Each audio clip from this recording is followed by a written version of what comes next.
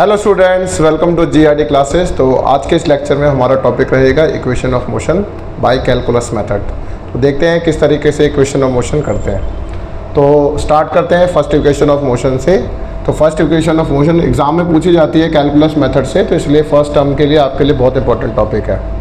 तो first equation of motion निकालने के लिए हमारे पास है कि एक्सेलरेशन जो होता है बच्चों वो dv/dt होता है। अगर एक्सेलरेशन dv/dt होता है तो बच्चों dv कितना हो जाएगा, that is acceleration into dt। अगर ये वाली इक्वेशन समझ में आती है तो अब हम इसे इंटीग्रेट कर देंगे। तो कहता है integrating both side, integrating both sides. तो अगर हम अब इसे इंटीग्रेट कर देते हैं तो ये इंटीग्रेशन हो जाएगा dv का। एक्सेलरेशन को बाहर निकाल देंगे क्योंकि कांस्टेंट है, तो ये dt के साथ इंटीग्रेट हो जाएगा। इनिशियल टाइम हमारा 0 था, बाद में टाइम हमारा t सेकंड्स बीत गया होगा। बेसिकली ये t1 है 0 सेकंड्स और t2 जो है वो t सेकंड्स तक हम ले रहे हैं इंटीग्रेशन में। इनिशियल वेलोसिटी आपको पता है वो u होती है और फाइनल वेलोसिटी जो होती है बच्चों वो v होती है। अगर यहाँ तक क्लियर होता है तो आप सभी बच्चों को बताया कि dx का इंटीग्रेशन x होता है, तो सिमिलरली dv का इंटीग्रेशन भी v होगा। ये v2 जो हमारा v की बराबर है, v1 which is equal to u, acceleration बाहर आ गया है, इंटीग्रेशन dt का करेंगे एंड dt का इंटीग्रेशन बच्चों t होता है। अब ये कितनी लिमिट है बच्चों t2 और ये कितनी है t1। ये आपको याद रखना है फाइनल टर्म के लिए कि हाँ भाई किस तरीके से हमें लिमिट के अंदर कौन सी वैल्यू पुट करनी है। तो अब हम अपर लिमिट पुट करते हैं, that is v2 minus of v1, acceleration that is t2 minus of t1। ऐसा करने से अब मेरे पास v2 की वैल्यू जो है वो v है, v1 की वैल्यू है वो u है, एक्सेलरेशन दैट इज t2 की वैल्यू t है, माइनस ऑफ 0 हो जाएगा। अगर ऐसा हो जाता है तो बच्चों v equals to u plus at बन जाएगा, जो हमारी फर्स्ट इक्वेशन ऑफ मोशन आती है। ठीक है, अब नेक्स्ट है इसके बाद सेकंड इक्वेशन ऑफ मोशन।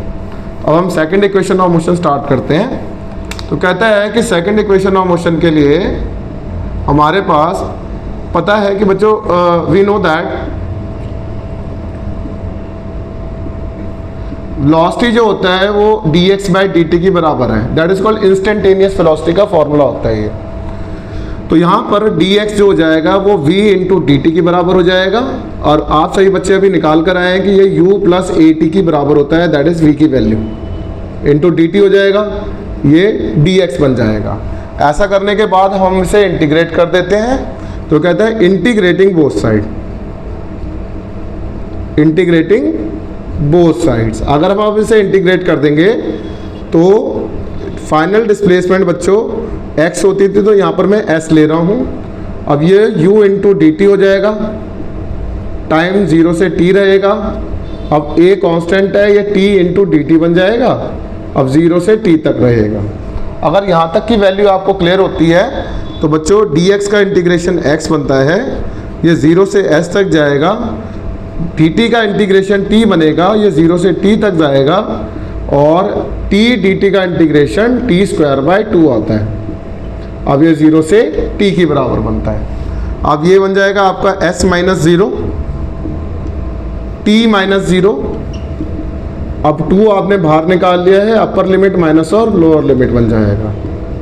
ऐसा करने से s जो हो जाएगा वो ut प्लस हाफ at² की बराबर बन जाएगा। ये सारे स्टेप्स आपको फाइनल एग्जाम्स के लिए या फर्स्ट टर्म में ut होता है, कुछ भी आपके स्कूल में अगर यूनिट टेस्ट भी हो रहा है, क्लास टेस्ट हो रहा है, तो ये जरूर पूछा जाता है। तो रिक्वेस्ट है इसको ढंग से 3 से 4 बार प्रैक्टिस करें। Now third equation of motion. तो अब हम स्टार्ट कर रहे हैं थर्ड इक्वेशन ऑफ मोशन। तो अब यहाँ पर लिख देते हैं थर्ड इक्वेशन ऑफ मोशन के लिए, दैट इज we have, या you can say we know acceleration that is dv/dt। और आप सभी को पता है कि ये इंस्टेंटेनियस एक्सेलरेशन का फॉर्मूला है। अब हम क्या करेंगे, अगर मैं इसको यहाँ पर लेके चला जाता हूँ एक्सेलरेशन के साथ, तो बच्चों ये फर्स्ट इक्वेशन ऑफ मोशन बन जाएगी। अब मैंने क्या करा, इसे मल्टीप्लाई बाय dx और डिवाइडेड बाय dx कर दिया। ऐसा करने से dx/dt मेरे पास बन जाएगा वेलोसिटी, और dv/dx मैंने इसके साथ लिख दिया। ये भी इंटीग्रेशन एक्सेलरेशन निकालने के लिए एक इम्पॉर्टेंट फार्मूला होता है एक्सेलरेशन का, तो that is acceleration v dv/dx। अब dx को यहाँ ले जाइए लेफ्ट साइड पर, v dv बन जाएगा। अब यहाँ पर मैं इंटीग्रेट कर देता हूँ बोथ साइड। अब इंटीग्रेटिंग बोथ साइड्स, ऐसा करने से क्या होगा बच्चों, ये आपको पता चल चुका है, यहाँ से 0 से s तक जाएगी लिमिट, और v dv का इंटीग्रेशन करने के लिए इनिशियल स्पीड u होती है, फाइनल स्पीड v होती है। अब dx का इंटीग्रेशन बच्चों x आएगा 0 से s, ये v स्क्वायर बाय 2 बन जाएगा, u से v। अब 2 यहाँ ले जाइए तो you can say s minus 0, ये हो जाएगा v square minus of u square. ऐसा करने के बाद बच्चों ये 2as बन गया और ये बन गया v square minus of u square. तो ये 3 इक्वेशन ऑफ मोशन आपके एग्जाम में बहुत इंपॉर्टेंट रखती हैं, इंपॉर्टेंस है इन तीनों डेरिवेशंस की। आई रिक्वेस्ट जिसको 3 से 4 बार लिखकर प्रैक्टिस करें। Thank you very much.